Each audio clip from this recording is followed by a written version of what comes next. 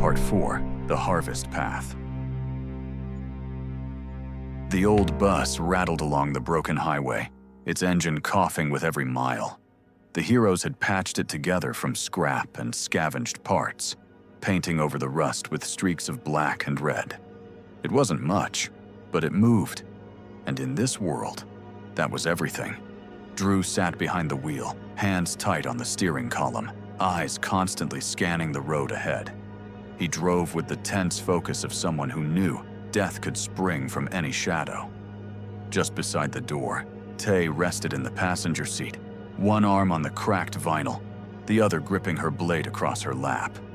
She had the best vantage point if anything tried to force its way onto the bus. The others were scattered through the rows. Zara leaned against Jax, who sat near the back. The hulking werewolf's chest rose and fell with deep, controlled breaths, but his muscles twitched under the strain of holding his form. Staying human, or close to it, was harder for him these days. Zara's scent was the only anchor that kept him from sliding into full beast. The bus bounced over a pothole, jolting everyone. No one complained. They all knew silence was safer. Outside, the land was a graveyard of abandoned cars and skeletal trees. The war with the vampires had left the world in ruins, and yet something worse prowled these roads now. Something that left even the vampires mangled and skinless. Tay shifted in her seat, eyes locked on the tree line. "We're being followed," she muttered. Drew's knuckles whitened on the wheel. "How close?" "Close enough," Tay said. Her blade tilted toward the glass, catching the reflection of something moving just beyond the trees. Something that didn't walk right. Jax's nostrils flared. His lips curled back, a low growl vibrating through the bus. Whatever stalked them had their scent. Dozens of humans huddled in the dirt, thin as scarecrows. Behind them, the vampires stood like kings. Their skin gleamed pale against the firelight, their eyes burning red. And in the center, a massive cage held women, ragged, terrified, clinging to one another. A vampire barked orders, dragging one woman forward and shoving her to the ground at another's feet. "Currency," Drew said under his breath. His jaw tightened. "They're trading them like livestock." The heroes fanned out at the edge of the square, hidden in shadow. Jax's hands twitched, claws threatening to split through his skin, his bones aching with the shift pressing inside him. Before the rage boiled over, something small tugged Zara's attention. A little girl stood near the cage, barefoot in the dirt, clutching a filthy rag doll to her chest. Her hair was matted, her face streaked with soot. She didn't cry, didn't tremble. She just stared, unblinking at Zara. The world seemed to still around them. The torches hissed. The square's noise faded. And in that strange, frozen second, Zara tilted her head and stared back. Then the spell broke. From the opposite side of the square, a vampire stepped forward, tall, draped in scraps of black silk that moved like smoke. His eyes found Drew, and he smiled. "General Drew," the vampire said, voice smooth and mocking. "Slayer of Rakal. Or should I say, Liberator?" Drew's shoulders tensed. His hand brushed the hilt of his knife. "What the hell do you mean by that?" The vampire spread his arms as though welcoming him. "You and your pet dog killed a tyrant. For that, we owe you thanks." His smile sharpened, thin as a blade. "But gratitude is fleeting. You and your wolf have choices. Join us in our collection." He gestured lazily to the cage. "Or be added to it." The heroes stiffened. Tay had her knife out, grip tight. Jax's growl rolled low, animal, a sound that made even the humans in the square flinch. Drew's lip curled. "Not in this life," he spat. The vampire's grin widened, then faltered as the air split with an alien shriek. The sky tore open in streaks of blue light. Invaders dropped from above, their forms massive and jagged, their bodies slick with that awful shifting sheen. One landed hard enough to crack the stone beneath its claws. Its eyes burned like pits of lightning. The humans screamed. The vampires roared. The massacre began. Humans fled the square. Vampires lunged in rage, only to be cut down mid-leap. Their bodies snapped apart like twigs.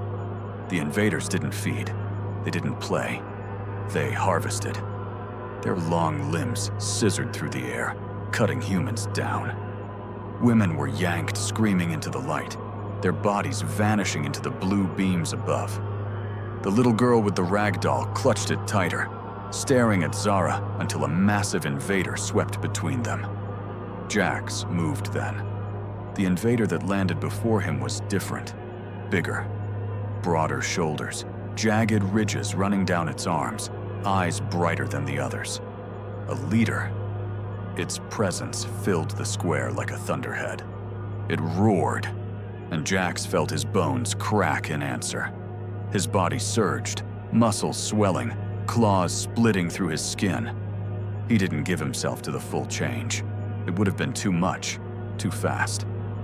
Instead, he walked the line. Half man, half wolf. Enough. The leader came at him, limbs a blur. Jax caught one strike, but the force drove him to his knees. The second came faster, slicing across his side. His skin hissed where it split, blood burning as the wound smoked. Not acid, something worse, something unknown. He snarled through the pain, teeth snapping. He lunged, jaws closing on the creature's shoulder. The taste seared his tongue, his throat, his jaw locking from the agony. He tore free anyway, spitting black ichor, mouth blistering. The invader staggered but didn't fall. It drove a clawed hand through Jax's chest, missing his heart by inches.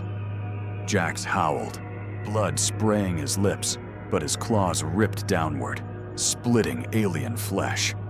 The wound poured with that same corrosive ooze, splattering across the dirt. Both staggered back. Jax dropped to one knee, gasping, the hole in his chest already knitting, muscle crawling back together as smoke curled from the wound. His healing fought the alien poison, every second a war inside him. The invader tilted its head, studied him, not as prey, as something else. Then its gaze snapped past him, toward Zara. She stood in the center of the chaos, untouched. Her small face was calm, eyes wide, her hair lifted faintly in the static-charged air. Every invader that saw her hesitated. The leader's claw twitched, not to strike, to seize.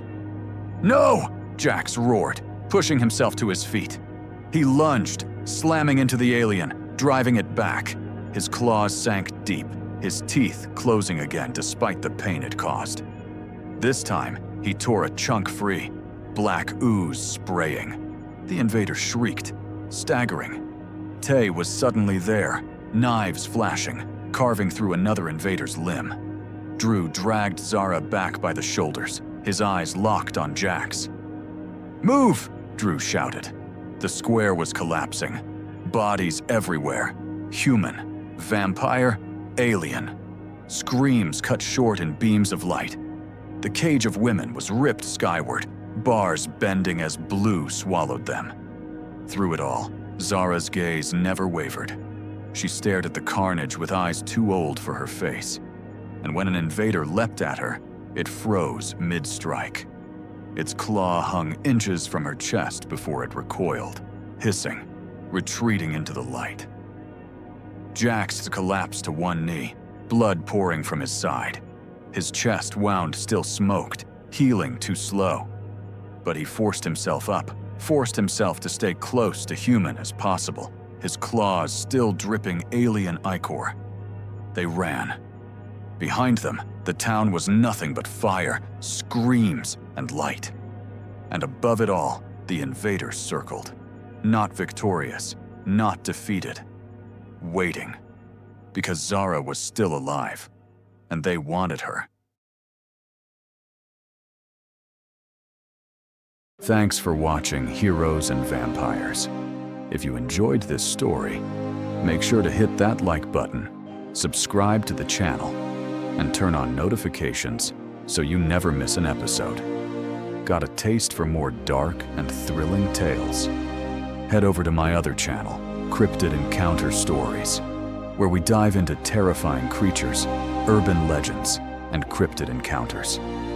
And if you're hungry for even more, be sure to check out my book, Fall of the Order, available now in ebook, audiobook, and paperback online.